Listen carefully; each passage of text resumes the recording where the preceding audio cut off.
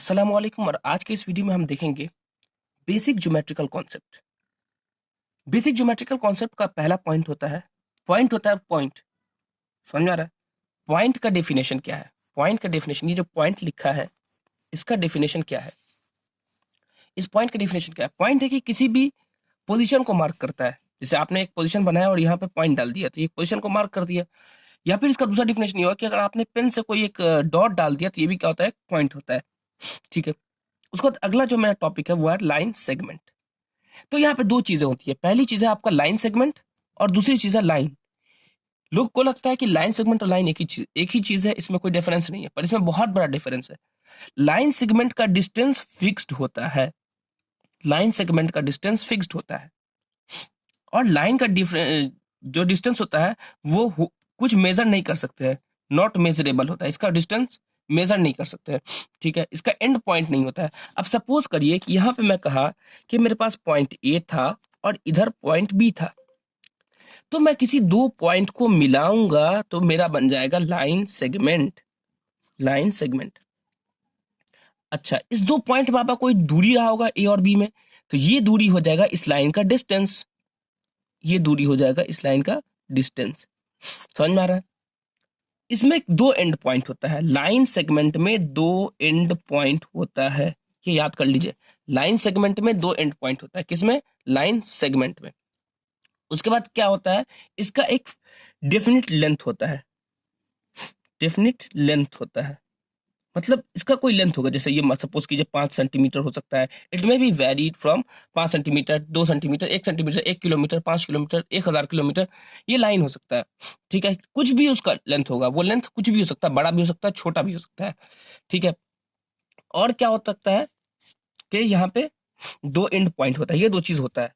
लेकिन लाइन में क्या है? एक लाइन है और लाइन को हम लाइन सेगमेंट जो एंड होता है ना, वो दो पॉइंट पे एंड होता है। लाइन सेगमेंट दो पॉइंट पे एंड होता है और लाइन दो एरो पे एंड होता है। इसका मतलब ये एरो आगे भी जा सकता है और ये एरो आगे भी जा सकता है। इसका मतलब इसका कोई एंड पॉइंट नहीं होता है। या मैं कह सकता हूं and point of line does not exist. इसका एंड पॉइंट एग्जिस्ट ही नहीं करता है। दूसरा चीज क्या है कि इसका कोई डेफिनिट लेंथ नहीं होता। जब इसका एंड ही पॉइंट नहीं होगा तो हम इसका लेंथ कैसे मेजर करेंगे? सपोज मैं कहूं आपको यहां से यहां तक का लेंथ मेजर करना है, आपको पता ही नहीं है कि इसका एंड पॉइंट क्या है, तो आप इसका ऐसे मिला देंगे, आप इसका डिस्टेंस मेजर करके मुझे बता देंगे। ठीक है। लेकिन मैं कहूं कि दो ऐसी जगह का लेंथ मेजर करना जहां पे कोई एंड ही पॉइंट नहीं है, कुछ हो ही नहीं, ये एकदम इधर भी जा सकता है, इधर भी जा सकता है। ठीक है, तो लाइन का कोई एंड पॉइंट नहीं होता है, किसी साइड से भी कोई एंड पॉइंट नहीं होता है। ये इधर भी बढ़ सकता है आगे और इधर भी आगे बढ़ सकता है। ठीक है, तो इसमें कोई नो एंड पॉइंट होता है, पहले याद रख लीजिए। नो एंड पॉइंट होता है, ऐसा कोई एंड पॉइंट नहीं होता है। दूसरी चीज क्या है? ऐसा कोई फिक्स डिस्टेंस नहीं होता, डिफिनिट लेंथ ही नहीं होता इसका। डिफिनिट लेंथ नहीं होता है। ठीक है, ठीक है, नहीं होता है, नॉट ऐसे करके लिख दे रहा हूँ। ठीक है। अच्छा, एक पॉइंट से, जैसे सपोज मैं बोला एक पॉइंट से कितना लाइन जा सकता है, तो आप इसमें जितना चाहे उतना लाइन भेज सकते हैं। एक यहाँ से एक लाइन हो गया, दो लाइन हो गया, तीन लाइन हो गया, चार लाइन हो गया, पांच लाइन हो गया, जितना चाहे उतना खींच सकता है। तो एक पॉइंट से इनफाइनाइट लाइन पास कर सकता है। ठीक है, एक पॉइंट से इनफाइनाइट लाइन पास कर सकता है। ठीक है, लेकिन लाइन सेगमेंट में क्या होता है कि दो पॉइंट गिवन होता है और उससे एक ही, अब देखे ना कोई बना के दो पॉइंट, इससे क्या होगा?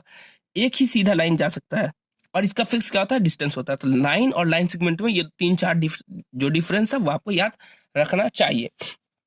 जो अगला टॉपिक है वो आपका है रे। रे रे क्या होता है? इसका एक फिक्स्ड एक एंड पॉइंट होता है। जैसे सपोज कीजिए मैं कहा कि यहां से शुरू करना है, यहां से शुरू करना है और देखिए रे क्या होता है कि मैं एक पॉइंट को फिक्स कर दिया कि देखिए मुझे यहीं से रे चाहिए, तो इसमें वन फिक्स्ड पॉइंट होता है। याद रख लीजिए, वन फिक्स्ड पॉइंट होता है।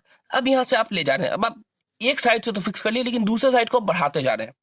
एक साइड को आप फिक्स कर लेंगे और दूसरे साइड को बढ़ाते चले जाएंगे। एक पॉइंट से हम निकालते चले जाएंगे। सपोज एक साइड से तीर निकल रहा है, समझ में आ रहा है? जैसे मान लो कि ये एक पॉइंट है, यहाँ से हम तीर भेज रहे हैं, तीर तो बहुत दूर चला जाएगा, तो ये बन जाएगा एक रे। हो सकता है दूसरा तीर जो है उससे ज्यादा दूर जाए। ठीक है, तो यहाँ पे भी कोई डिस्टेंस जो होता है ना, इसका कोई फिक्स नहीं होता, इसका भी कोई डिस्टेंस ये जो होता है ये फिक्स नहीं होता है। लेकिन इसका एक पॉइंट जो होता है वो फिक्स होता है कि देखो चीजें आएंगी यहीं से, जाएंगी कहां तक ये मुझे नहीं पता, लेकिन चीज जो होगी, रे जो होगा शुरू होगा एक पॉइंट से। रे एक पॉइंट से शुरू होगा, लेकिन कहाँ तक जाएगा ये मुझे नहीं पता। समझ में आ रहा है? लाइन सेगमेंट क्या होता है? दो पॉइंट के बीच में एक लाइन खींचते हैं, दो पॉइंट के बीच में एक लाइन खींचते हैं, ये हो गया हमारा लाइन सेगमेंट। एक लाइन खींचते हैं जो दो एरो से दिखाते हैं यहाँ पे, और इसका कोई डिस्टेंस फिक्स नहीं होता है, ये होता है लाइन। और एक पॉइंट फिक्स्ड होता है, और यहाँ पे से हम लाइन खींचते हैं इनफाइनाइट, जहां तक चाहे वो खींच सकते हैं, ये होता है आपका रे। ये तीन चीजें आपको समझ में आ जानी चाहिए। देखो एंगल क्या होता है, ये चीजें हमारी बेसिक है। ये अब जो मेन इंपॉर्टेंट चीज ना वो एंगल है। एंगल क्या है कि सबसे पहले हमने एक पॉइंट से एक रे निकाल दिया, और उसी पॉइंट से हमने दूसरा रे निकाल दिया। तो एक पॉइंट से अगर हम दो रे निकालते हैं तो ये मेरा फॉर्म करता है एंगल। ठीक है, क्या है, एक पॉइंट से, वन पॉइंट से कितना निकालेंगे, टू रेस। ठीक है, तो ये क्या बन जाएगा मेरा एंगल। ठीक है, या फिर आप इसको समझ सकते हैं कि ये मेरे पास दो रेस था जो एक पॉइंट से निकाल रहा है। ठीक है, तो हमने क्या किया, इसको ऐसे ऐसे ऐसे करके आगे बढ़ाया बढ़ाया बढ़ाया, तो क्या हो रहा है, ये पॉइंट रोटेट कर रहा है, ये पॉइंट रोटेट कर रहा है। ये ऐसे सपोज कीजिए कि ये दो, एक ही पॉइंट से दो रेस थी जो पहले स्टार्टिंग में बिल्कुल ऐसे थी, हमने क्या किया, एक को घुमा दिया। ठीक है, ये घुमा दिया, तो ये एक रोटेशन में था। सपोज ये, अब मैं आपको बता रहा हूँ इसको कि ये एक पॉइंट था, ये एक पॉइंट था जहां से एक रे थी, दूसरी रे भी इसी के ऊपर थी, लेकिन हमने क्या किया, इसको थोड़ा सा घुमाया घुमाया घुमाया घुमाया, सपोज यहाँ तक घुमाया, और अब मेरी दूसरी रे यहाँ तक पहुंच गई। ये बात समझ में आनी चाहिए कि हम एक पॉइंट से एक रे को निकाल रहे हैं, दो जो एक पास थी, हम क्या करें, उसको घुमाते चले गए, तो ये हमारा घूम रहा है थोड़ा सा, ये घूम के क्या बन गया, रे बन गया। तो यही जो हो गया डिग्री कहलाती है। ये जो पॉइंट होगा इसको कहते हैं डिग्री। डिग्री इसी कहें कि कितना डिग्री होता है, हम प्रोटेक्टर से इसको मेजर करते हैं। ये जो रोटेशन जो होता है ना, ये जो जितने इससे घूमी, ये होगा डिग्री। ठीक है, या फिर हम इसको ज्यादा घुमा सकते हैं, जैसे एक पॉइंट है यहाँ पे, हमने उसको घुमा करके यहाँ तक ला दिया, तो ये एंगल घूम के इस तरफ हो जाएगा, तो ये भी क्या हो जाएगा, डिग्री। और इसको हम कैसे मेजर करते हैं, with the help of protractor, with the help of protractor. समझ में आ रहा है? ये चीज आपको समझ में आ जानी चाहिए। समझ में आ रहा है ये बात? होता है, फिर से समझ लीजिए, एक पॉइंट था, एक पॉइंट से हमने इस एक लाइन को निकाला, एक रे को निकाला, एक रे को निकाला एक पॉइंट से, और उसी पॉइंट से दूसरे रे को भी निकाला, तो ये दोनों क्या कंबाइन करेगी, एंगल। ठीक है, तो एंगल एक कॉमन पॉइंट पे जाके खत्म हो जाएगी। सॉरी, ये एंगल यहाँ पे आके इन पॉइंट होगा, और इसका भी यहाँ पे आके इन पॉइंट होगा, मतलब यह एक पॉइंट से एक एंगल निकलती है। ठीक है, ठीक है, सबसे बड़ी बात ये। अच्छा, अब ये जो मेरा पॉइंट है, इस पॉइंट को जहां पे दोनों रेज आके मिली, इस पॉइंट को कहते हैं वर्टेक्स, VERTEX। ये क्या पॉइंट कहलाता है, वर्टेक्स। ठीक है, और ये दोनों कहलाता है आर्म। ये दोनों क्या कहलाता है, आर्म। ये कहलाता है वर्टेक्स, ये कहलाता है आर्म। और ये जो घूमता है इसको क्या कहता है, रोटेशन। घूमने को आपको पता है, अर्थ को हमने बचपन से पढ़ा है, क्या कहते हैं, रोटेशन।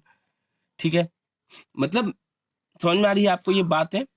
ठीक है, अच्छा, एंगल का सिंबल क्या होता है, एंगल का सिंबल, जैसे आप ये सपोज ये पॉइंट ए देंगे, ये पॉइंट नाम पी होगा, और ये जो वर्टेक्स ओ, जनरली यही रहता है एंगल में, या कुछ भी आप नाम दे सकते हैं, लेकिन फेमस ये वाला है।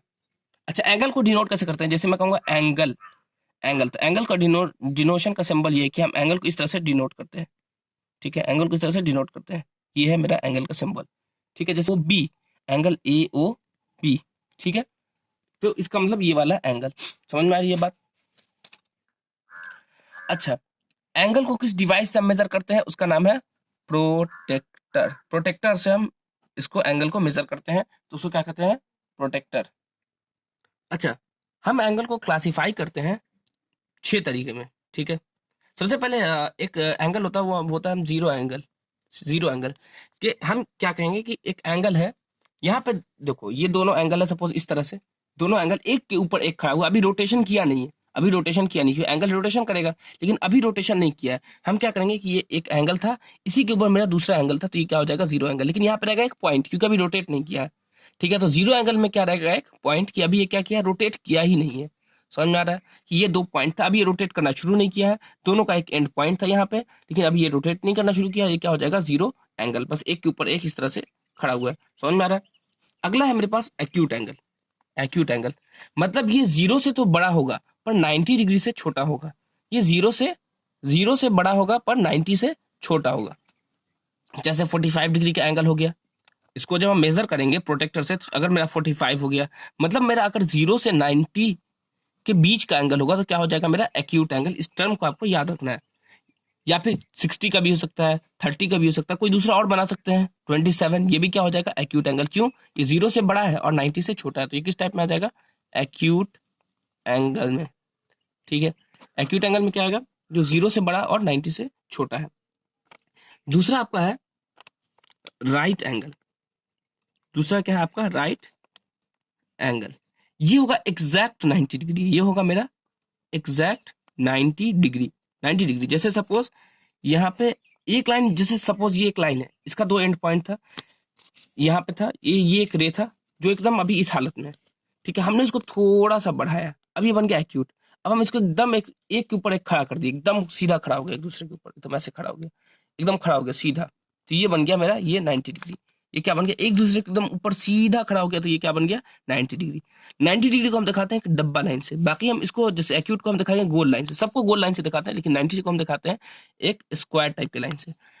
ठीक है, इस तरह से आपको क्या बनेगा 90 डिग्री की एक के ऊपर एक एकदम एग्जैक्टली खड़ा रहेगा, ये क्या बन जाएगा आपको राइट एंगल। ठीक है, 90 डिग्री और राइट एंगल, एग्जैक्ट 90 डिग्री। उसके बाद तीसरा क्या हो सकता है मेरा?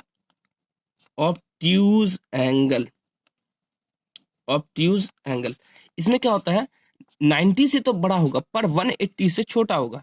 90 से ये बड़ा होगा पर 180 से छोटा होगा। सपोज अब यहाँ पे एक लाइन था और 90 ऐसे होना चाहिए, 180 ऐसे होगा, लेकिन ये क्या होगा इस दोनों के बीच में कहीं पे होगा, ऐसे होगा, तो क्या हो जाएगा मेरा? ये मेरा हो जाएगा ऑब्ट्यूज एंगल। सपोज ये मेरा मान लिया कि ये कितना था 135 डिग्री था, इस तरह से, तो ये क्या हो जाएगा मेरा ऑब्ट्यूज एंगल। ऑब्ट्यूज एंगल का लेंथ कितना होगा 90 से 180 के बीच में। ठीक है, जैसे सपोज करो ये एक था एक लाइन और यहाँ पे एक ऐसे है, तो 90 डिग्री ऐसा खड़ा होना चाहिए था और 180 ऐसे होना चाहिए था, तो ये इसके बीच का क्या हो जाएगा आपको ऑब्ट्यूज एंगल। इसका लेंथ कुछ भी हो सकता है इस बीच में, सपोज 152 डिग्री, ये क्या हो जाएगा आपका ऑब्ट्यूज एंगल। उसके बाद क्या है straight angle. Straight angle, straight angle क्या होगा कि एक लाइन था, जैसे यहाँ पे इस पेन से हम समझते हैं, ये देखिए ऐसे खुला तो हो गया एक्यूट, ये पूरा खड़ा हो गया तो हो गया राइट, अब फिर वापस से तिरछा हुआ, ये हो गया आपका ऑब्ट्यूज, और फिर एकदम एक दूसरे के अपोजिट डायरेक्शन में चला गया, एक दूसरे के अपोजिट डायरेक्शन में चला गया, तो ये क्या हो गया आपका स्ट्रेट एंगल। तो ये था एक लाइन, ये खुलना शुरू हुआ, खुलते खुलते खुलते खुलते खुलते खुलते एकदम जैसे इसके अपोजिट में चला जाएगा, तो क्या बन जाएगा ये किसका स्ट्रेट एंगल। और ये कितना हो जाएगा 180 डिग्री, इसको 180 degree exactly 1 degree, exactly 180 degree होगा। ठीक है, ये बात समझ में आई? कुछ कुछ बुक में इतना ही रहता है, लेकिन एंगल जो है आपका देखिए एक 0 हो गया, 0 के बाद 0 हो गया, 0 के बाद हो गया एक्यूट, एक्यूट के बाद राइट, राइट के बाद हो गया ऑब्ट्यूज, ऑब्ट्यूज के बाद स्ट्रेट। ठीक है, तो ये 5वां हो गया। अगर 0 को 1 ले लें तो 6 में क्या होगा आपका reflex. Reflex angle, reflex angle क्या होगा 180 से बड़ा होगा, 180 इतना होना चाहिए था, अब ये एंगल और फोल्ड होते होते यहाँ तक आ गया, तो ये यहाँ तक जो बनाएगा यहाँ से यहाँ तक ये बन जाएगा 180 से बड़ा होना चाहिए लेकिन 360 से छोटा होना चाहिए, तो क्या बनेगा रिफ्लेक्स। ठीक है, 180 से बड़ा होना चाहिए और 360 से छोटा होना चाहिए, क्या बनेगा रिफ्लेक्स। रिफ्लेक्स एंगल समझ में आ रहा है? ये क्या बनेगा रिफ्लेक्स एंगल। ठीक है, या ऐसे कुछ भी, मतलब 360 पूरा का पूरा कंप्लीट रोटेशन से कम होना चाहिए, और मतलब सपोज कीजिए ये एक पॉइंट था, ये खुलना शुरू हुआ तो ये बना अभी एक्यूट, फिर राइट, फिर ऑब्ट्यूज, अब फिर मैं इसको ऐसे घुमा दी नीचे की तरफ। ठीक है, तो ये यहाँ से घूमना शुरू हुआ, यहाँ देखिए पॉइंट, यहाँ से घूमना शुरू हुआ और ऐसे घूम के यहाँ तक पहुंचा, तो ये क्या बन जाएगा आपका रिफ्लेक्स। ठीक है, मतलब एक पॉइंट था, यहाँ से घूमना शुरू किया, घूमते घूमते घूमते घूमते दूसरा जो पॉइंट था ये यहाँ तक पहुंच गया। ठीक है, ये क्या बन गया आपका रिफ्लेक्स। इसका जो वैल्यू होगा जैसे कितना होगा 285 डिग्री। आप बोले कौन सा एंगल है, तो ये क्या हो जाएगा रिफ्लेक्स एंगल है। ठीक है, उसके बाद है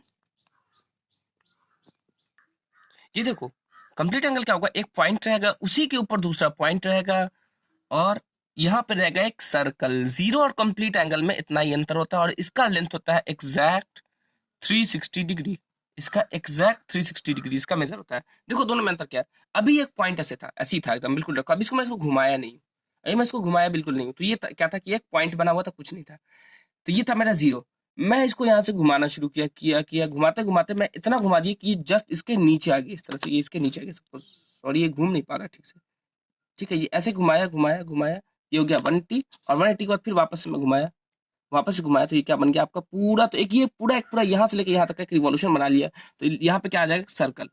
ठीक है, तो 0 और 360 में क्या डिफरेंस होता है कि 0 जब एंगल होगा तो वहां पे सिर्फ और सिर्फ एक पॉइंट होगा, और जो 360 एंगल होगा वो क्या होगा, कंप्लीट जो एंगल होगा वो क्या होगा, एक यहाँ पे सर्कल होगा। इससे आप पहचान जाएंगे कि ये क्या है, कंप्लीट एंगल है। कंप्लीट एंगल का वैल्यू कितना होता है, ये 360 डिग्री होता है।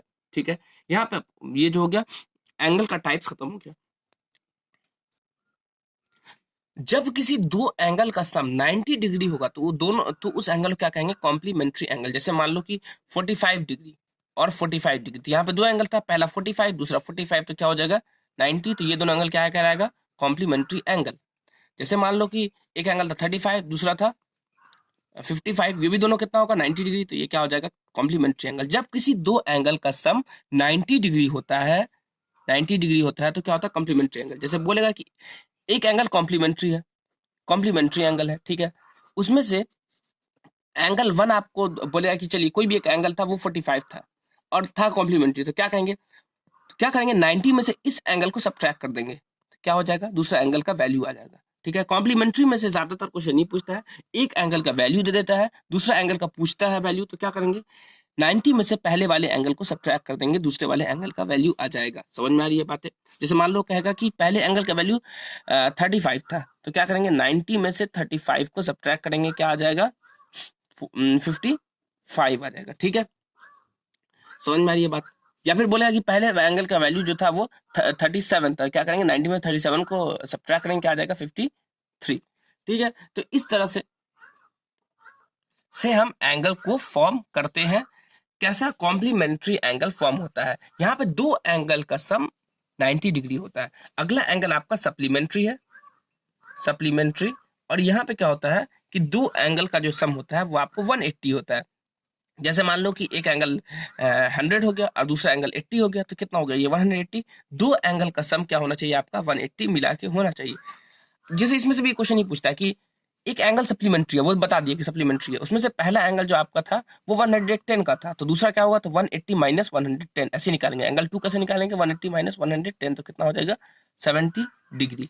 ठीक है, जैसे मान लिया कह दिया कि आपका एंगल 1 था 120 और एंगल 2 बताना है, जबकि एंगल क्या है सप्लीमेंट्री है, तो सप्लीमेंट्री एंगल 2 क्या हो जाएगा 180 में से इस एंगल को घटा देंगे तो सप्लीमेंट्री निकल जाएगा, तो क्या हो जाएगा 60 डिग्री। ये बातें आपको समझ में आनी चाहिए।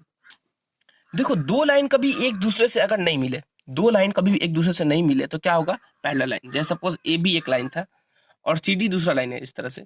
ठीक है, ये अगर कभी नहीं मिले, चाहे मैं इसको इधर बढ़ा दूं इसको इधर बढ़ाते कहीं भी ले जाऊं, लेकिन ये दोनों मीट कभी नहीं करेगी, तो क्या हो जाएगा मेरा पैरेलल लाइंस। इससे एग्जांपल क्या होगा, रेलवे ट्रैक। रेलवे ट्रैक आप देखते होंगे, आप इसमें दूर में क्या देखते हो कि दूर में जाके मिल रही है, लेकिन कभी अगर ऐसा हो गया कि दोनों लाइन मिल गई तो क्या रेलवे चल पाएगी, नहीं चल पाएगी, क्योंकि रेलवे के बीच का डिस्टेंस सेम है। अब इस पे चलेगी तो बिल्कुल एकदम बराबर वाला लाइन होना चाहिए, तो ये क्या हो जाएगा आपका पैरेलल लाइंस। पैरेलल लाइंस मतलब दो लाइन कभी एक दूसरे से मीट नहीं करे, एक दूसरे से कभी मिले नहीं, एक दूसरे से कभी मुलाकात नहीं करे, तो क्या हो जाएगा वो लाइन पैरेलल। और इसका डिस्टेंस क्या हो जाएगा फिक्स्ड। यहाँ से अगर यहाँ तक 5 सेंटीमीटर का होगा तो यहाँ से यहाँ तक भी 5 सेंटीमीटर का होगा, यहाँ से यहाँ तक भी 5 सेंटीमीटर का होगा।